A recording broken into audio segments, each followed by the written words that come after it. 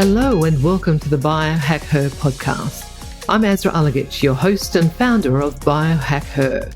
I'm an integrative nutrition health coach specializing in longevity for women, a health and wellness journalist, writer, corporate consultant, and a biohacking advocate. Biohack Her is a space where we can explore ways to optimize our health to live well longer, whether it's through improving our nutrition, exercising, cryotherapy, supplementation, technology, and more. I'll be bringing you information and interviews with the best longevity experts to help you understand what you can do to optimize your health, prevent disease, and slow down or even reverse the symptoms of aging by taking control of your unique bio-individuality. Want to know more? Let's dive in. Hey everyone, welcome back to the Biohack Her podcast.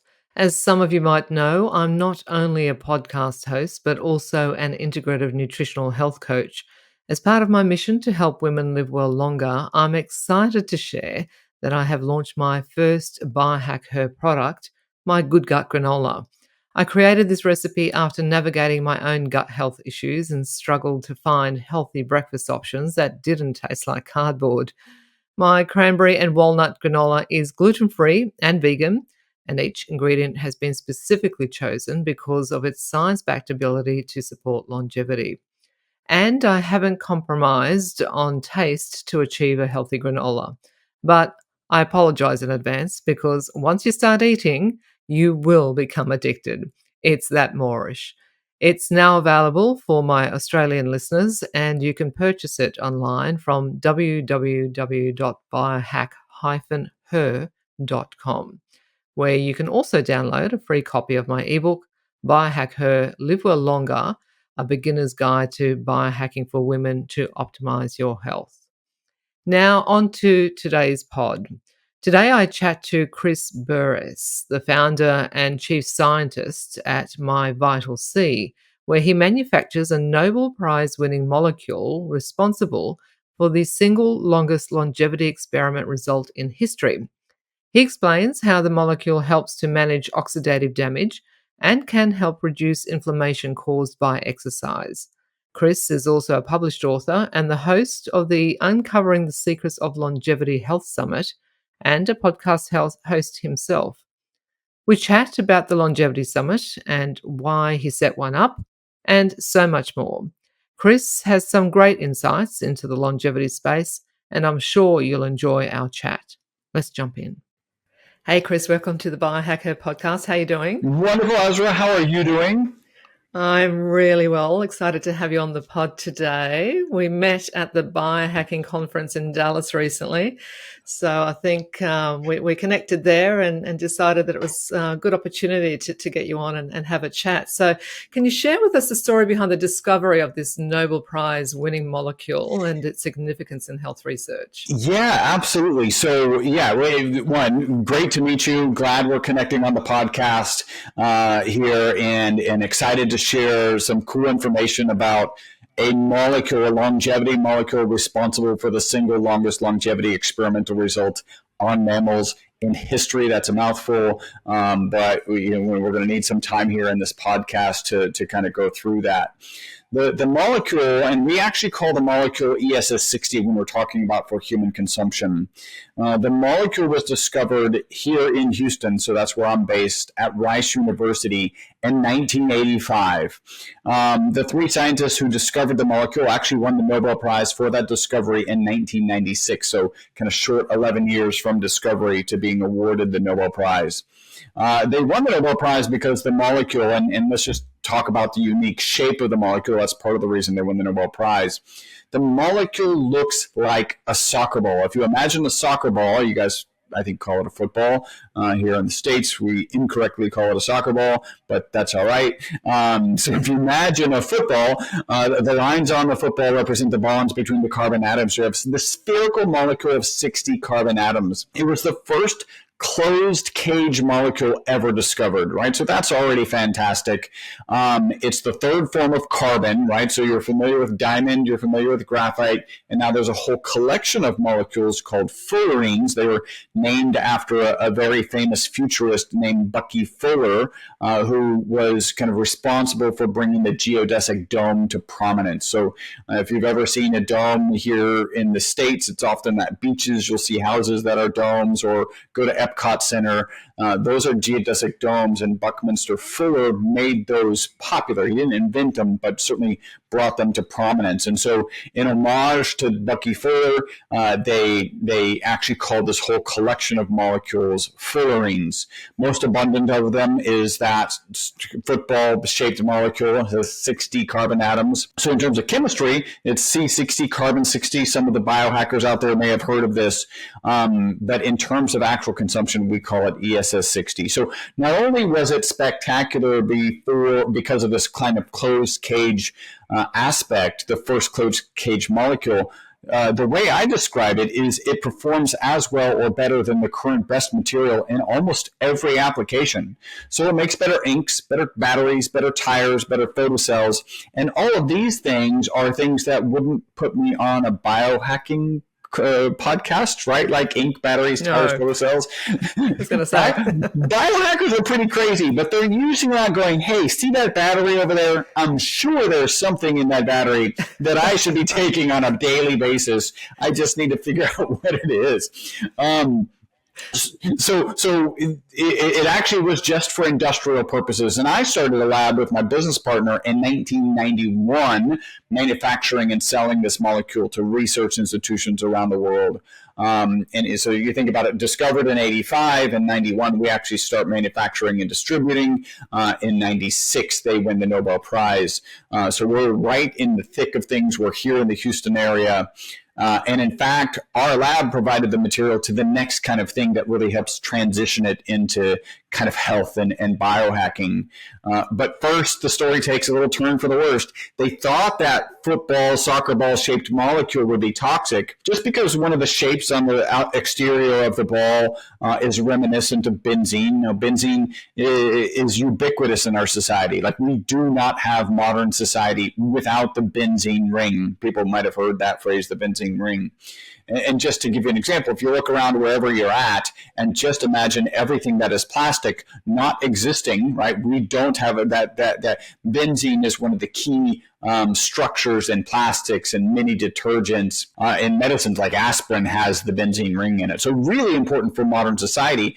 But on its own, the benzene ring is known to be toxic and known to be carcinogenic. So because that same shape exists on the ESS60 molecule, they thought it would be toxic. They put it in a toxicity study. And again, my lab provided the material were mentioned in this original study. And instead of being toxic, the test subject that they gave it to, in this case it was Wistar rats, lived 90% longer than the control group. So the single longest longevity experimental result on mammals in history, peer-reviewed published research, the kind of research that you would hang your hat on, is because of this football, soccer ball-shaped molecule. And again, we call it ESS60 if you're going to be consuming it. That's a significant statistic, right? So what was it specifically about the molecule that contributed to that?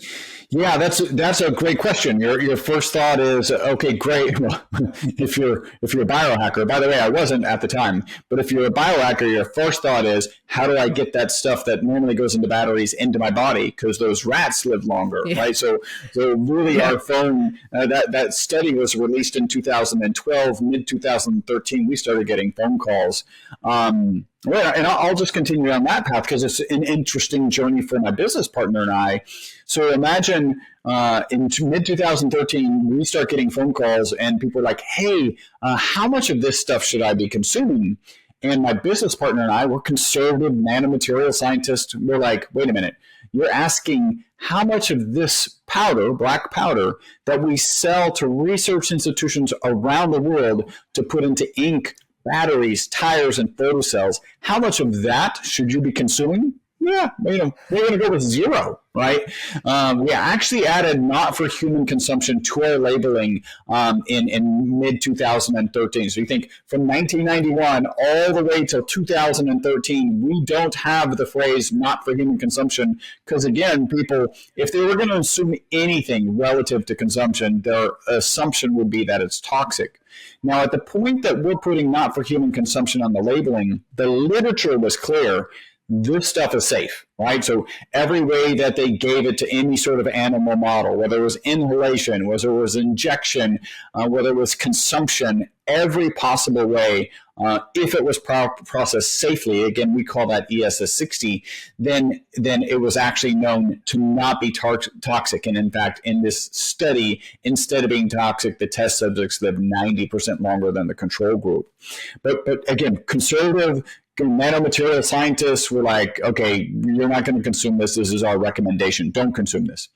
And from mid 2013 to the latter part of 2017, we would get 2 calls a week. And these would be these wacky, crazy biohackers. And I can say wacky now because I'm absolutely a biohacker. They would call us and they'd say things like, my hair, these amazing testimonials, right? My hair is growing back and it's the original color. And my grandpa, who wouldn't give him the keys to the car, is now lucid and he's driving again or mowing the lawn. Like just crazy, the craziest testimonials. And first, it was really kind of tough for us to, first, it's like, wait a minute, you just said your knee pain is gone? You mean the knee pain of your rat, because it literally says not for human consumption on the labeling. And they're like, oh, yeah, my rat. So if a 270-pound rat were to be consuming this daily, how much would a 270-pound rat be taking? Right? We're getting these amazing testimonials, and that was, I got to be honest, that was kind of a challenging time for my business partner and I. For one, we would get together quarterly and we'd say, do we want to get into the supplement, health supplement industry? And like, we'll just call it a challenged industry, right? From a quality perspective, from an ethics perspective, there are just so many challenges there. And our answer quarter after quarter after quarter was, no, we don't want to get into this industry. And in fact, in that time between 2013 and 2017, I found a peer-reviewed published paper where the researchers had purchased some supplements off the market, and the paper reported that 50% of the supplements they purchased on the market did not have in them what they said they had in them, right? And this is like night and day from us delivering commercial quantities of carbon nanomaterials to research institutions around the world to like, hey, this is our competition is going to sell garbage, right? Like basically, or at a minimum, nothing with the scientific integrity of, hey, I wrote it on the label. That's actually what's in it, right? Like that was the industry that we were debating, and quarter after quarter, we decided not to do that. And then we're getting these amazing testimonials, and as scientists, you're kind of trained to ignore anecdotal results. But the reality is anecdotes are important. Like it's without those anecdotes. I mean, the way the scientific process works is you start with a hypothesis, and kind of interesting in our case, the hypothesis was that the ESS60 molecule would be toxic. And then you do a test and you find a result. You think back to, some of the greatest scientific discoveries. You think back to penicillin. It was an anecdotal observation that the bacteria was not growing in the petri dish where that fungus was. Right. And to go like, okay, you don't ignore anecdotes. They're the foundation of many of the hypotheses that you have kind of moving forward. So we're getting these amazing testimonials. We're getting together every quarter and kind of saying we don't want to get into this industry. And then really at the latter part of 2017, a guy with a big YouTube following started sharing all the benefits he was taking it on a daily basis. And our phone went from 2 calls a week to 10 calls a week, 10 calls a day. And so that's when my business partner and I are like, okay, so if anything is, if what we know about the supplement market is true, that people are going to get into this market and they're going to do a bad job. Like in best case scenario, they're not going to be malicious. They're just going to do a bad job. We've got the lab. We've been working with this material since 1991. Let's get into this industry just for the sake of making sure that people at least take our products are safe and getting a high quality product. And so latter part of 2017, early part of 2018, we started getting into the business and selling it as a health supplement. Now, that's a big, long loop to get back to why did these test subjects live longer? Why were we getting testimonials literally from head to toe? Like I've got, I already mentioned kind of hair growing long. By the way, and let me just throw out, the FDA has not evaluated our product. It is not intended to treat, diagnose, cure, or prevent any disease. Anecdotes that I will share, I have a direct path to the people. I don't just, even if a business partner heard it from somebody and shares it with me, I'll share you kind of the chain of custody of a testimonial, and probably best just to assume this won't happen for you. Look at the research, listen to the other things that we're talking about. The testimonials are just to give you some perspective on what might be going on here. Certainly no guarantees that this is what's going on. So we're getting these amazing, so head to toe, we've got hair growing in faster, growing in original color. There is literally a toe testimonial. An influencer that we've worked with had his big toe bitten by a crab when he was like 5 years old, split his toenail, and it was split until he was 65 after he started taking our product, and it finally healed. Right. So we literally have head to toe testimonials. So one of my first jobs is what's going on here? Like why did these rats live longer? And so when you think about how the medical community thinks about longevity, they tend to think of it as aging as an oxidation and an inflammation process. Right. And we incidentally check both of those boxes. So we'll start with we'll start with an antioxidant, and I'll end up coming back to it because the current theory is even more powerful. So as an antioxidant, there's ad hoc studies out on the web that show our product to be 172 times more powerful than vitamin C. There's peer-reviewed published research that shows it to be 125 times more powerful than vitamin C. And vitamin C is the go-to. Like I think I've got some sniffles, vitamin C. I've got a cold, whatever is going on. Like you should take more vitamin C, drink some orange juice. So definitely checking that box. When it comes to inflammation, we have to be very specific in what the FDA will allow us to say. We are allowed to say that we address inflammation, at least inflammation caused by exercise, right? So we've all gone for a long walk. We've all kind of had a tough workout, and the next day felt that inflammation in our body. Our product can and does address that. What we can't claim is any other types of inflammation. So these chronic types of inflammation are very specifically related with the diseases of aging. So these are going to be things like arthritis, cardiovascular disease, cancers, Alzheimer's. And so there's just a lot more research that needs to be done in order to start talking about those types of inflammation. So we check both of those boxes. I will wrap up kind of inflammation saying that our product fit with an olive oil base, right? So you have this ESS60 molecule with 60 carbon atoms.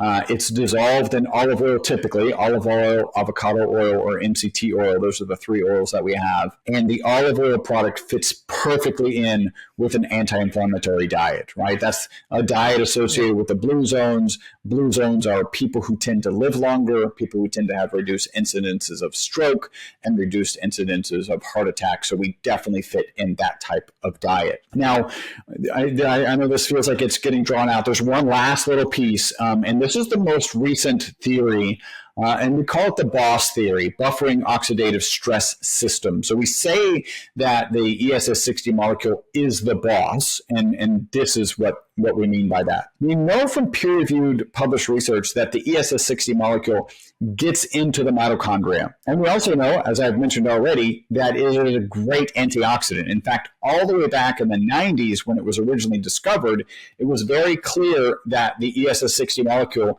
could hold up to 6 negatively charged particles, right? So when you start thinking about negatively charged particles, you often start thinking about being able to manage reactive oxygen species, and part of the reason that it's a great antioxidant. So let's kind of break that down a little bit. The mitochondria, right? Like we're biohackers. Everybody knows what mitochondria is the powerhouse of every cell. Every cell in your body has between 50 and 5,000 mitochondria in it, except for nerve cells and brain cells, which have 2 million mitochondria in them, right? So they're very energy intensive. The mitochondria is really the organelle in cells responsible for taking really kind of the food that's been pushed into your bloodstream and turn that into ATP, the energy source that your cells need in order to be a liver cell, heart cell, skin cell, neuron, whatever it is. And one of the challenges, just like any power source, there are negative byproducts, right? So a car going down the road has exhaust. A power plant is going to have that smokestack with exhaust coming out of it. In the case of in the case of mitochondria, the negative byproduct is reactive oxygen species, ROSs. And these are negatively charged particles.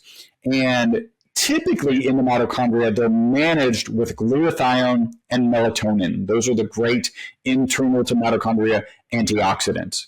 But we know that some parts of our body are going to get depleted of things sometimes, especially when you're pushing. So intense exercise or maybe a large meal is causing you to do a lot more processing than normal. And now your glutathione and melatonin is kind of used up in your mitochondria. That's when those reactive oxygen species run around and do that oxidative damage that the medical community kind of associates with aging.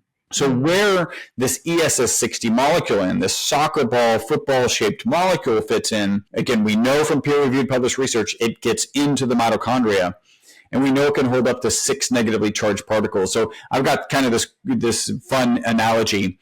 It's Mardi Gras, right? And you're in New Orleans and it's Bourbon Street and Mardi Gras is over. And you have these drunk reactive oxygen species tearing up Bourbon Street, right? They're breaking car windows and shop windows and tearing down light poles.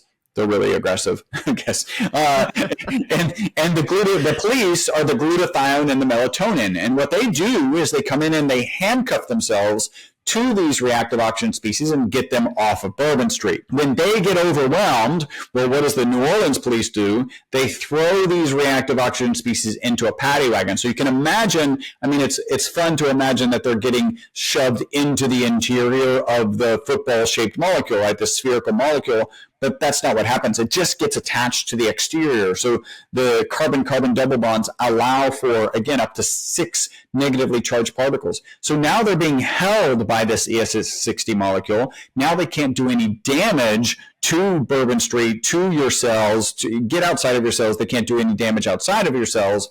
And when that mitochondria replenishes the police, the glutathione or the melatonin, they handcuff themselves to those attached reactive oxygen species and then get them off of Bourbon Street. And so that's why we say that this ESS60 molecule is the boss. Sounds like a really powerful supplement. I know that I brought some back with me from the States actually, and I had a friend visiting from New Zealand and he was unwell. And I said, hey, you got to take this stuff. It's really good. Within a day, he was better. It just worked so quickly for him. That's ultimately how I got my wife to try the product. You know, like your significant other, your spouse, whatever, like what do you know about biohacking? What do you know about whatever? Even if it's your area of expertise. I actually was working with a pediatrician one time. He shared with me that he, with his wife, had another pediatrician friend of theirs with his wife, and they were like, the wives could not ask them questions about pediatrics, right? They had to call their buddy because they just weren't like your pediatric doctor, husband or wife. Like you just don't listen to, like, you know how they are in real life, right? They're real people. And then you're leaning on them for expertise. So it took me a long time to get my wife to try the product. And it really was like, I think a bout of flu or something, and I like shoved that spoon of ESS60 and olive oil into her mouth, and she was better the next day. And now she's actually a better. And you met her, like I think you met her at the booth, right? At the biohacking conference. Yeah. She's a significantly better salesperson than I'll ever be. But yeah, that can take a while to make that happen.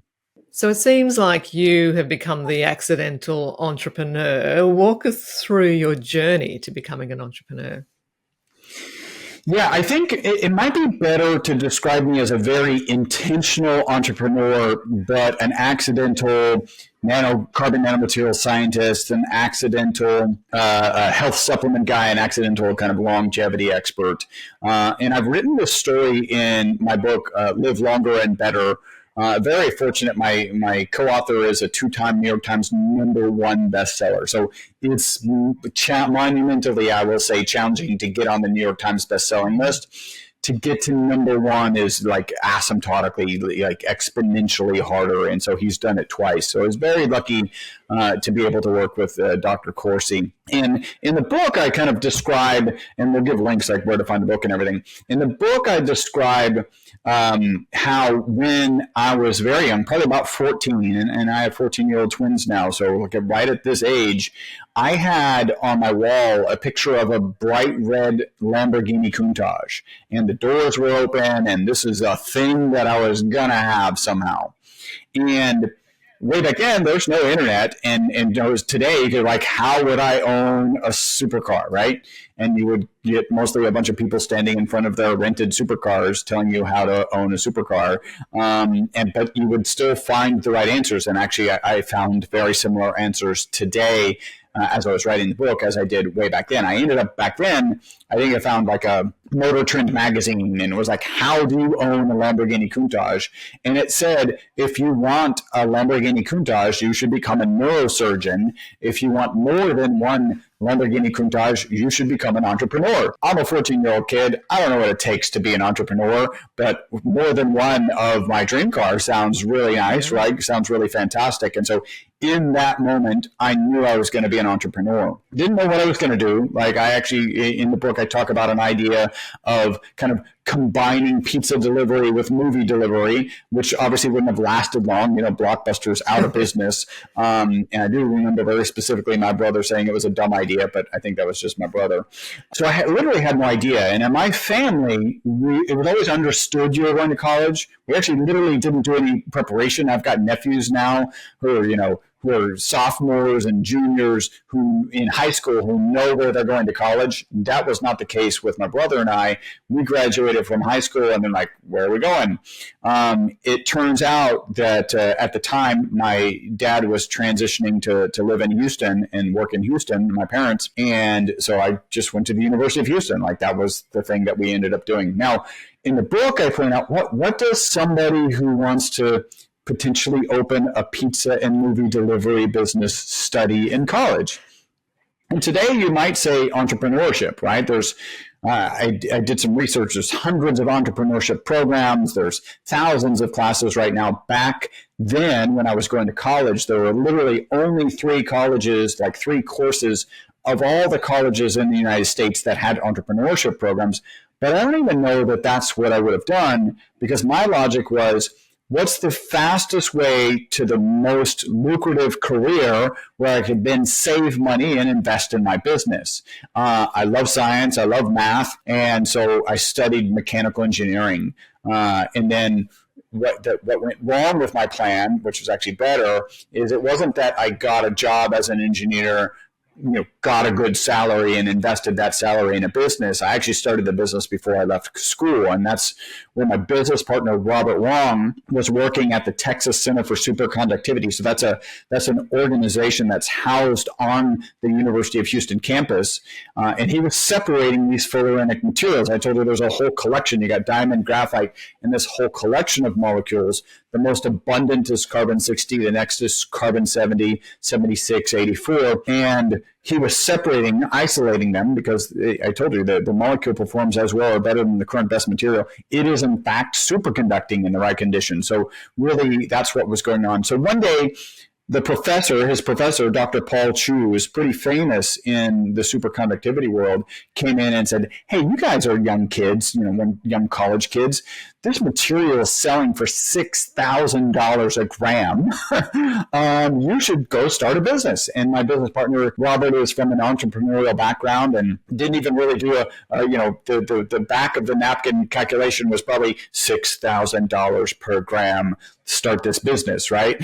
And So he started it with one of his lab buddies, and they brought me in studying engineering to help with drawings, to help with the design of the actual manufacturing equipment. I was supposed to go away. What turned out is the other guy went away. He did more fun college things, and I knew I was going to be an entrepreneur, so I couldn't have been happier than to be doing that, getting this business off the ground, building the equipment, which is still the most effective way to manufacture fullerenes on the planet, that design, and we still use it to this day. So we did that back when I was 19 and still in college. So that now I'm a carbon nanomaterial scientist, and then you kind of know the story of the test subjects living 90% longer. So now we're in the health space, and then really the right thing to do in my mind is understand, one, how important the discovery is, right? This 90% extension of life. What are the other options out there? And then I'm kind of thrown in this biohacking world. And I ended up putting together a longevity summit called Uncovering the Secrets of Longevity, Live Beyond the Norms.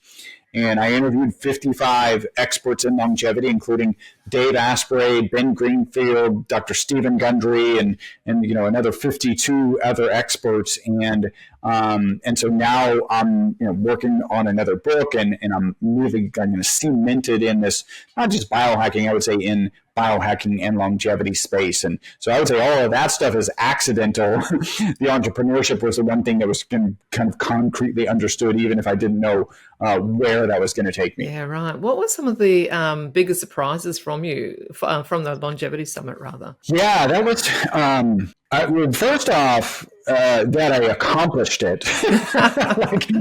No easy feat, right? Yeah, I mean, you have a podcast, you're interviewing people. Like, I was 15 minutes late. I apologize. I messed up that, right? And so the guests are a pain, and frustrating. And then I ended up with some pretty massive guests. In fact, I was working with this company, Health Means. They helped me put this summit together. And when we had our first meeting, they were like, okay, so you're going to need to interview like 35 to 40 experts. And in my head, I was like, I think I can do 25, and hopefully they will not be that angry with me. and I ended up interviewing 55. I did all the interviews in about 2 months. I'll never forget the Thanksgiving weekend of last year. It's only 3 days here in the States, and I did 9 interviews that week, right? So I was in on the weekends. I try very hard not to work on weekends and spend time with family, but I was in on the weekends preparing for those interviews, because they're, at 3 interviews a day, there's no time to prepare for these interviews. Like, they have to be pre-prepared.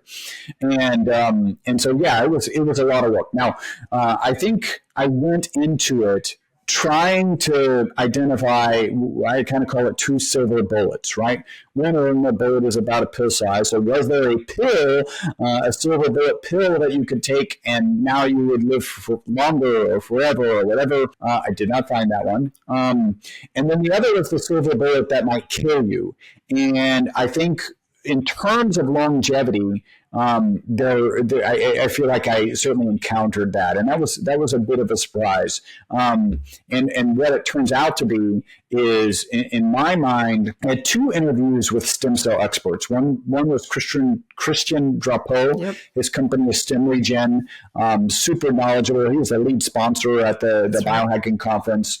I got to interview with him there, and he was actually obviously interviewed on my longevity summit. And then the other one was Dr. Joy Kong, who's just amazing. She's awesome. I was just emailing her today. And in those conversations, it just became clear to me that everything in our body is regenerated. Like, we have a very clear picture, I think, that our skin cells slough off at some millions a day, and you're like, wow, that's a lot, but you still have no concept of how much that is. But they get replenished, right? Well, what's replenishing them? Is it just actual skin cells dividing, or like what's going on there? And then we have a lesser picture, like every muscle cell in your body is replaced every 3 months, right? And what's driving that? And it's stem cells, right? Stem cells, and they're typically released from your red bone marrow, are the repair mechanisms of your body, the replenishment mechanisms of your body.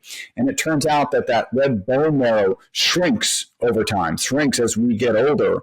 And even with Jean Clement, if I'm saying that right, the oldest lived woman, 122 years old, it was kind of identified that all of her cells came from one stem cell line, right? So she just had one line left. And then, once your stem cells are over, imagine you've got a car and there's no way to put in gas, replace the oil, like there's nothing you can do. Eventually it stops. And so that's kind of the silver bullet. Now, there's all sorts of other things that we do have to address before that even becomes the main thing to manage. And I think there's actually ways to manage it because we can actually grow stem cells outside of our body, not allowed legally to do that in the United States, or I think you can grow them, but you can't re-inject them.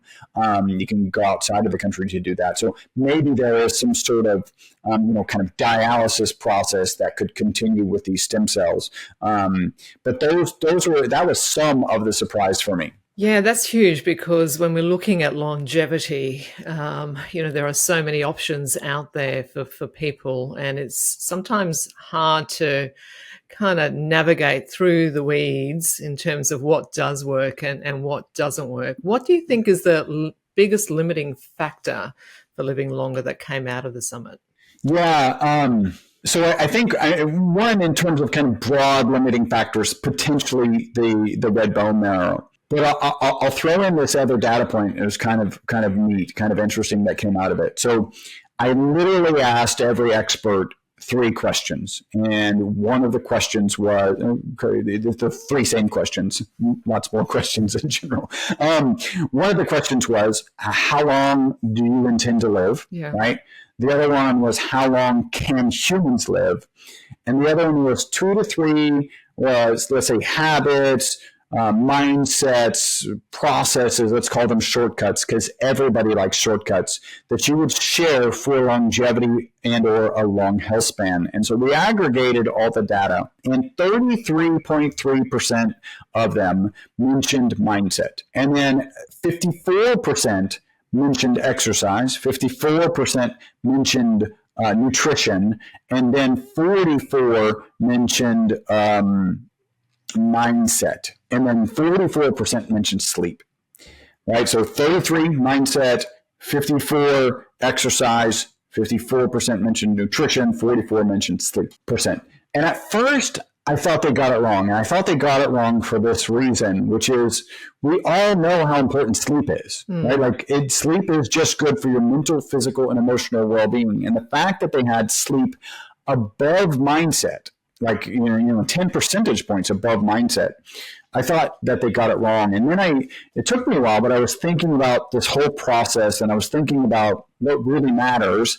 And I think they got it wrong for the opposite of my initial thought. I think mindset is the big key thing, because if you understand that you need to exercise more and you don't have the mindset to do it, or you need to have more movement and you don't have the mindset to do it, it's not going to happen. If you know that you need to eat better, right, or eat more protein, which I'm full of protein, it's just amazing how much protein I'm eating, but you don't have the mindset to take that step, to take that action, it's not going to happen. And even as it relates to sleep, if you know that things you need to do to get to sleep are like, put your electronic device away, don't get exposure to blue light, make sure you're going to sleep at the same time, make sure you're waking up at the same time.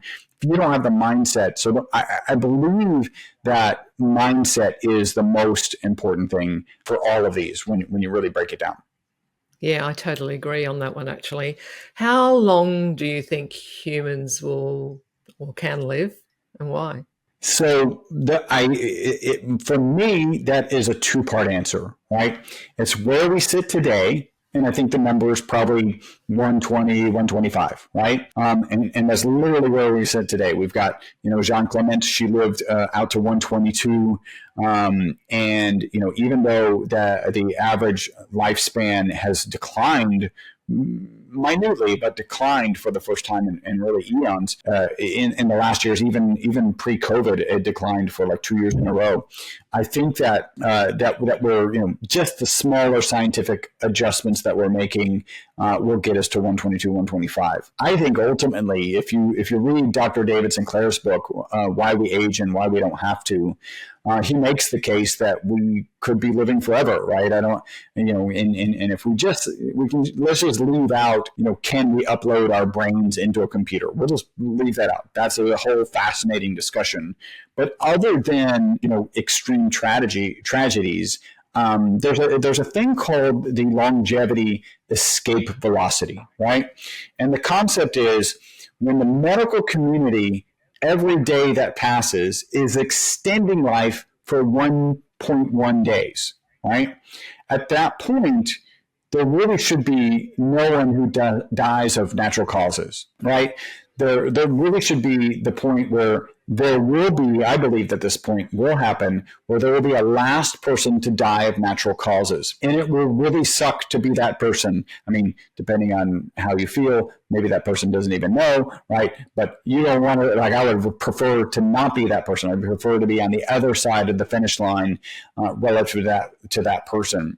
And so I think that we're going to get to that point. And then, who knows what's going to happen with computer technology.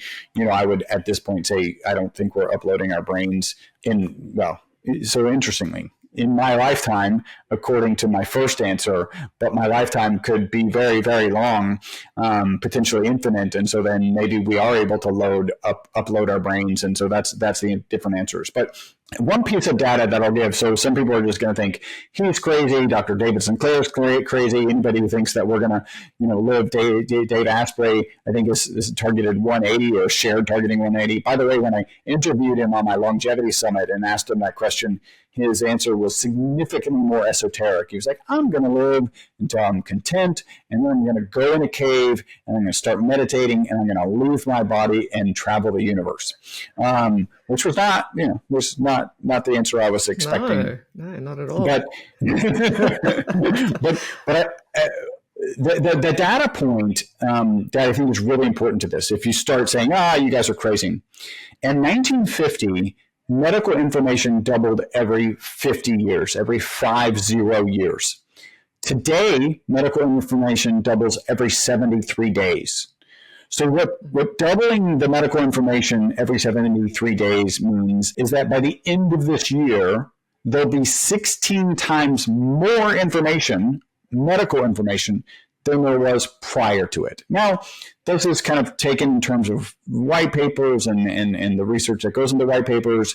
And so, is it all valuable and brand new cutting edge research? No, but it's going to be 16 times as much information. And I don't think, in reality, that's a relatively new number, right? 73 days.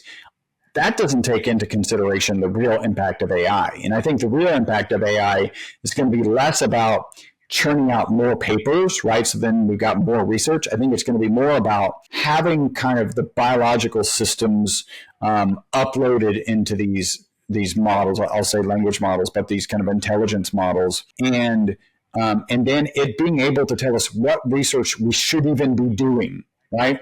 If we could just only do the research that is going to add the most value, I think that's where AI is going to add value. So I don't know that it means AI is going to get us, from, adding 16 times as much information in this year. It's just going to make sure that 16 times as much information is going to be significantly more valuable than the previous set of information. And I think it's those two things together that really make me very confident in saying whatever it is that you think or could even be possible with human physiology, with human biology, is going to happen a lot faster than we think. Yeah, there's some really exciting times ahead, I think, based on that analogy for sure, and how AI can potentially influence this space. Biohacking is turning into a billions of dollar industry, right? How do you see longevity and biohacking intertwined? I think so. I ended up interviewing Natalie Nadam who's amazing. And not only is she amazing just in general, kind of in the biohacking space, certainly kind of with a particular expertise in the peptide space.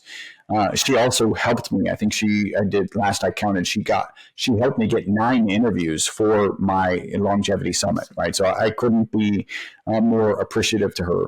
And as we were talking about biohacking, I asked the question, do you have to biohack for longevity? And we went back and forth. And I think what we ultimately said is, listen, if you're living in a pretty rural place, right, where you don't have exposure to as many of the things that impact our health, impact our biology, right? So less EMF radiation, less noise pollution, less pollution in general, less stress. If you're rural, maybe you don't need biohacking to really kind of hone in on longevity. But if you're in an urban setting, you're just negatively impacted day in and day out by so many things that we think biohacking is actually something that's necessary for longevity. And I think one potential kind of tweak between biohacking and longevity is that biohacking is really about optimizing performance today, right? So if I've got a knee pain, how do I take it? Maybe it's with some peptide injections. If I've got kind of brain fog, how do I manage that? And my product tends to help with that. If I'm not sleeping well, which we all know is important for your mental, physical, and emotional well-being, then how do I manage that? Again, my product happens to manage with that. And we could probably talk about some of the kind of feedback that we do get from our customers. But so biohacking, I think, is about that kind of sense of immediacy and having a grander picture for the longevity. I think if you biohack properly and you're doing it well, you're going to end up at least living longer, healthier, if not living longer, and in fact, probably living longer. So I think that's where they might kind of separate, which is biohacking's focus now, longevity. Maybe I give up a little bit of, really everything I listed is important for both biohacking and longevity, but I might be giving up a little bit of productivity, right? Because I'm not pushing as hard on caffeine or nicotine or whatever, but that ends up extending my life for longevity. So in your view, what are the most promising areas of research today in the field of longevity and health span extension? I think, and you think about longevity and health span. I just interviewed Dr. Robert Lufkin, who wrote the book, The Lies I Taught in Medical School, which is such a controversial title.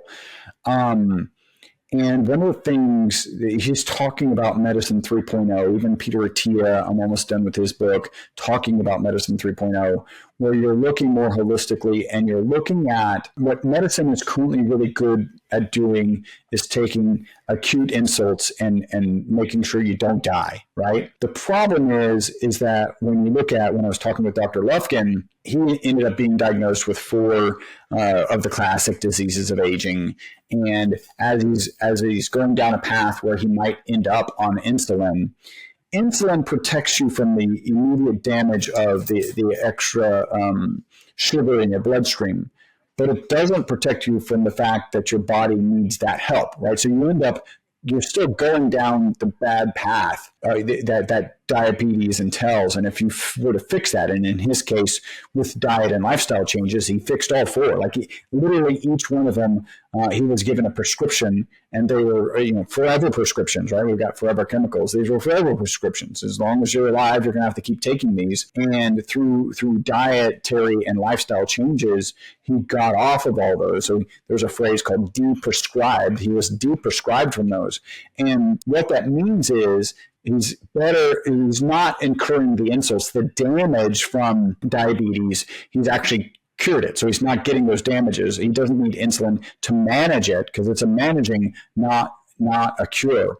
And so even managing it, you're still enduring the damage. Hopefully I'm doing a good job of explaining that.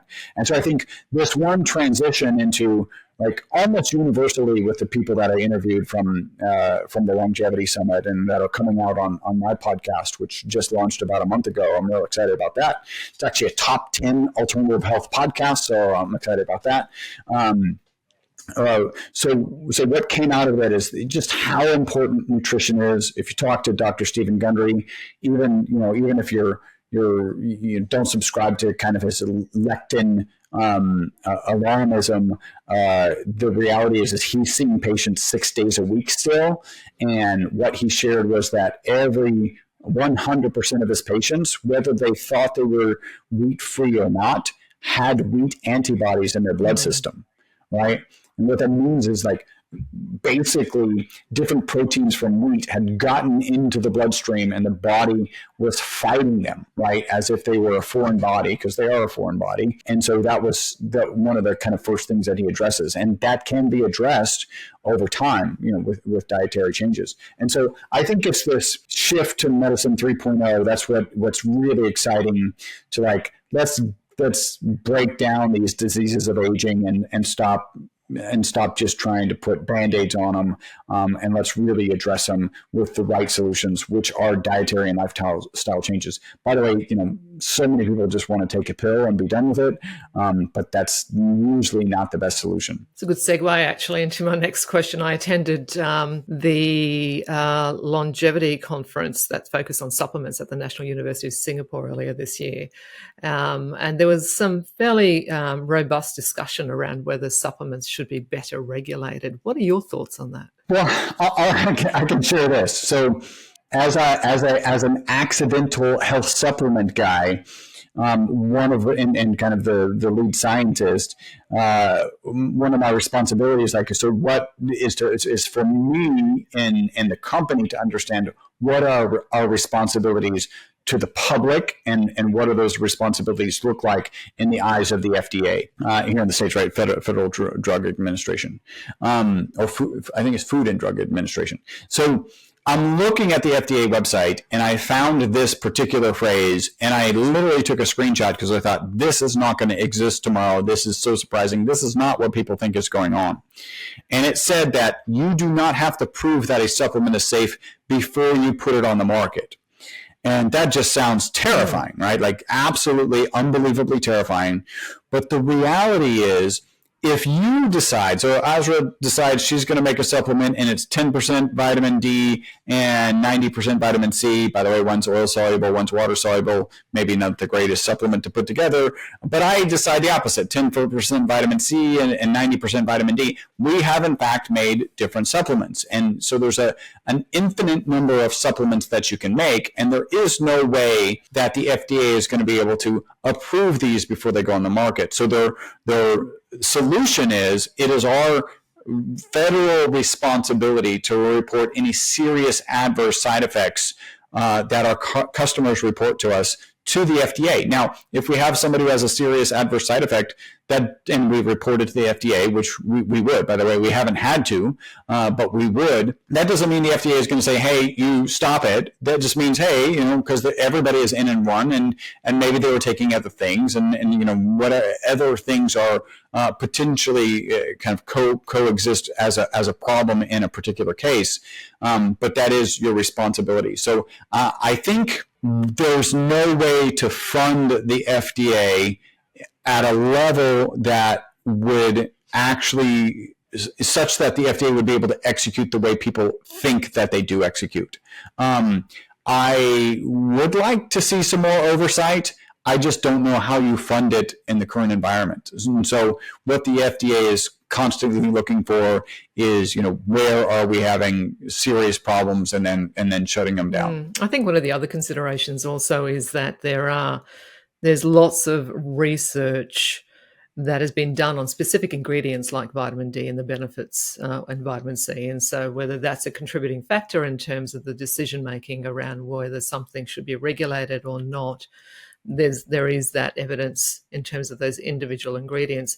I suppose the question then would be asked as to, well, how do they interact with each other, and are there any negative side effects as a result of that? And that's the more point of consideration. Well, and you could even have that they have a negative side effect with somebody with a certain biology, right? We're kind of aware of biologies that support vitamin D production, and others that don't support vitamin D. I mean, just skin tone can produce more or less vitamin D.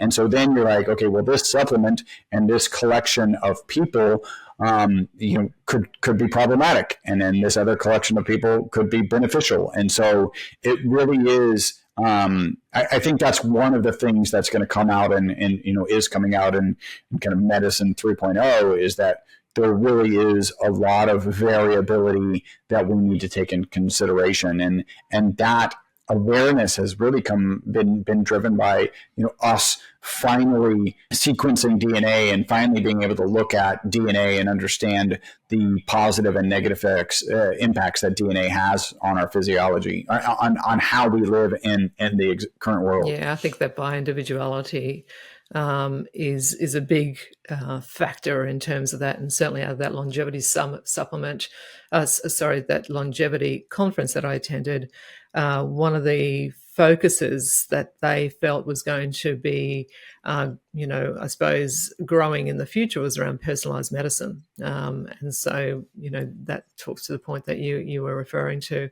What advice would you give to someone who is interested in optimizing their health and longevity, but is unsure about where to start? Yeah, I think, one, I like what Dr. Tom O'Brien said. So again, he was on my longevity summit, and he says in his book, he wrote the book, The Autoimmune Fix, where he and his wife had fertility issues, fixed those, and then he started fixing those for fertility issues for other couples, and then that just expanded. And a lot of it is really getting gluten out of the diet, really getting wheat out of the diet.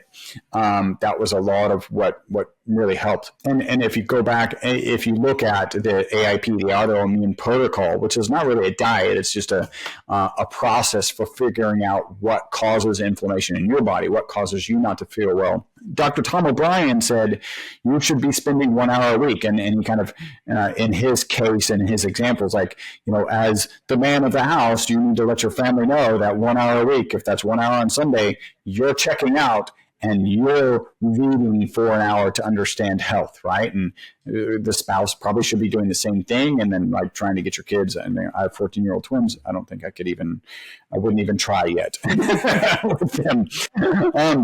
But so spend an hour understanding it, and then do simple things. There are a lot of things. In fact, Tim Gray, he's the founder of Health Optimization Summit in the UK, and he did a presentation at it was, I think, Biohacker Expo, and that was in Orlando. And it was like, here's all the free things you can do, right? So get plastics out of your meal. So now, and I was like, I cook with plastic. So now I don't cook with plastic. I cook with wood. Get the Teflon. Don't be cooking with Teflon. Get some exposure to the sun. Don't be taking fluoride, because fluoride is known to be detrimental to your cognition. There's just so many free things you do. Get grounding, get some exposure to the sun in the morning, get some exposure to the sun in the evening. There are so many things that you can do that are free. Maybe some of it, and I've had this conversation with a couple of other biohackers where, you tend to go outside and you tend to go for a walk, but you don't even necessarily realize that's a biohack, right? Like, get your shoes off and walk in the grass and get some grounding done. There are so many things that you can do. I think the most relevant thing that you should be cognizant of is what you're eating, right? And to eat whole foods, to not be on the SAD, right, standard American diet, is probably the best thing you can do. When I talk to these experts who are solving extremely complicated problems for people, Dr. Gundry, Dr. Tom O'Brien, I got to meet Will Cole at the biohacking conference. They're solving these with lifestyle and nutrition adjustments. And sometimes adjustments may not even be the right word, like massive changes in nutrition. So be mindful of that. Also, get exercise. Be mindful of, you have to maintain muscle mass as you age, because muscle mass correlates with death really well. So no muscle mass, no living, lots of muscle mass, more likely to be living, right? And so make sure you're getting enough protein to grow muscle, and make sure that you're doing resistance training. I believe in kind of the 4 types of exercise, which are the resistance training, the VO2 max training, balance training, and flexibility training. And so there's a lot of things that you can do that are relatively free, right? Like sometimes diet, getting into, stop buying TV dinners and actually, buying, in my case, lean turkey meat and, sweet potatoes. Like that can be a little bit more expensive if you're going for kind of the right cuts of meat. Sweet potatoes, not so much. Go organic. I think there's just a lot of things that aren't that expensive that just take the right mindset. I postponed cooking my own meals and weighing each of my meals for so long, and now I do it on a daily basis, and I just don't even think about it. Like I want to be getting enough protein because I want to have the muscle mass to ensure a longer health span and longevity. Great advice. And I think Dr. Gabrielle Lyon is doing a great job about getting the message out there around protein as well. She's awesome, and certainly around strength training as well, in particular for women in my age group. How do you balance the pursuit of scientific rigor with the growing interest in alternative health practices and biohacking, do you think? Well, I think... So for me, it's a little easier, and probably for you too, right? We're not in a Tom O'Brien situation. Like if I only spend an hour doing kind of research and biohacking and health and longevity, I'm on vacation. I'm not working. Like that, my job, I'm in a very blessed position where it's my job to understand these things. So I don't think you want to get rid of scientific rigor. There are some situations where we have to find people that we trust, right? Whose scientific rigor that we do trust, and lean on them. And then if you just get, an uncomfortable feeling, then dig into the research that they're presenting as driving their decisions. I actually was supposed to interview Sim Land this week. He's a biohacker out of Estonia, just fascinating. And he just wrote a book called The Longevity Leap. It's not out yet. So I was excited to get a hold of it early. And it's just so much data. I mean, he has 7,700 references in this document. And you have a conversation with him. I was on his podcast some years ago. You have a conversation with him like, this is a smart guy digging deep into the information, and then referencing it in his books. Like, there's probably a lot of value in that. And that's what I tend to lean on. And then that'll drive me to, maybe check out a couple of those 7,700 references, especially if they don't coincide with my current belief system. So I think I think that's about understanding how a person with scientific rigor speaks. Like if you want the shortcut, spend some time understanding, like, this sounds very scientific, and there's a lot of peer-reviewed published papers that he or she is leaning on, and then you can follow what they're saying pretty well. I think Dr. Susan Kaufman is another. I love her analytical approach to kind of longevity. What are the right supplements you should be taking? What are what are the right lifestyle modifications? Looking ahead, what are your hopes for the future of longevity research and its implications for society? Yeah, I'm hopeful that we achieve longevity escape velocity, and that we've got this option to, the only way that you get removed from this earth is because some horrible accident happens. That sounds horrible, but hopefully the intent is understood, that we're there for me. So as we think about my product, right? My product extended the lives of test subjects, in this case Bristol rats, by 90%. And as I share that, I tend to get kind of two responses. Kind of the funny one is, if they're New Yorkers, they're like, why would we want a rat to live 90% longer? Chris, you're an evil person. You need to bury this research and not share it with anyone. And then normal people are like, often their first response is, why would I want to live longer? And what I realized is, and by the way, the data from my longevity summit supports this, right? Because remember, I asked 55 experts in longevity, right? So their mindset is more open about living longer and healthier. And I asked them, how long do you intend to live? And how long can humans live? And only 3 gave the same number. Why would you believe humans can live to whatever, 150, and not want to get there yourself? Because you are just like everybody else currently on the planet and cannot separate living longer from living infirmed, right? Like living in a debilitated state. And nobody wants that. But if you change the question, you're like Azra, if you had the same mental capacity that you have today and you have the same physical capacity that you have today, would you then be interested in living longer? And the answer, for the most part, right? Even then, you still get, I've seen kind of some comments on videos that I've posted. It's like, yeah, with current society and the way the world is going, I don't know that I want to be around. Like, okay, I can get that, but then live longer and make a difference, right? Reinvent yourself in a way that living another 30, 40, 50 years really is going to be of value to you, and you can see and enjoy that value. So yeah, I don't know if I answered your question, but I think you did, and I think I agree with you that, if we do want to live well longer, and that's something that I want, but I only want to live well longer if I'm in good health, cognitively, physically, and that I'm giving some value back to society and contributing in another way. So reinventing yourself, the point that you've made, I think is a great one, because sure, maybe we get bored with life, maybe we get bored with our current jobs or whatever, but that doesn't stop you from being able to reinvent yourself. And I think it's a really valid point. What does it mean to you? This is my last question to you, and then I'll let you go. What does it mean to you to live well longer? To live well longer, I'm going to give probably the most given answer in my longevity summit, and again, all of those are coming out on my podcast. The podcast title, "Live Beyond the Norms."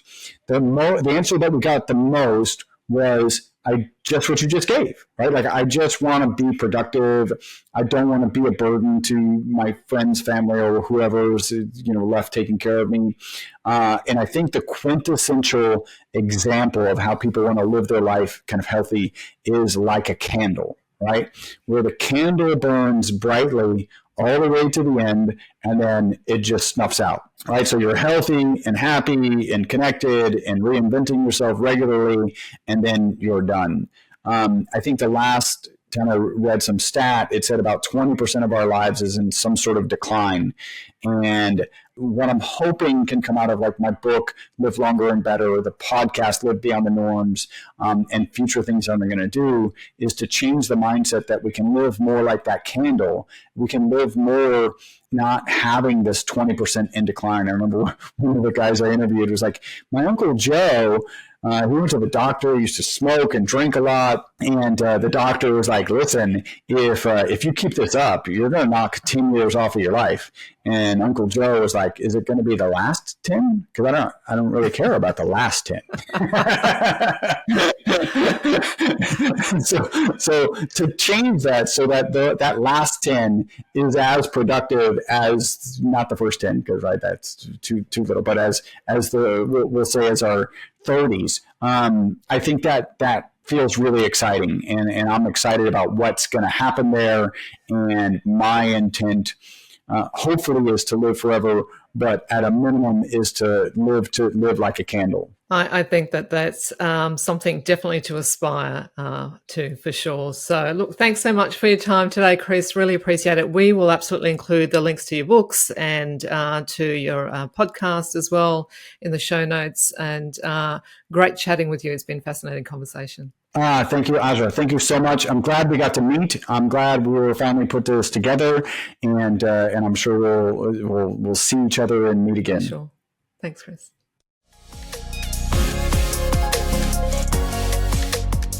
Well, that's a wrap for today's podcast. Thank you for tuning in. And if you'd like to learn more about biohacking, go ahead and sign up on my website at www.biohack-her.com to get a free copy of my 5 top biohacks to get you kick-started. While you're there, you can also check out my blog page for more tips on biohacking. If you'd like to subscribe to this podcast, you can do so on Apple, Spotify, and Google Play. Let us know if there's anyone you'd like us to talk to in particular, and we'll endeavour to get them on the podcast. Until next time, remember to live well longer.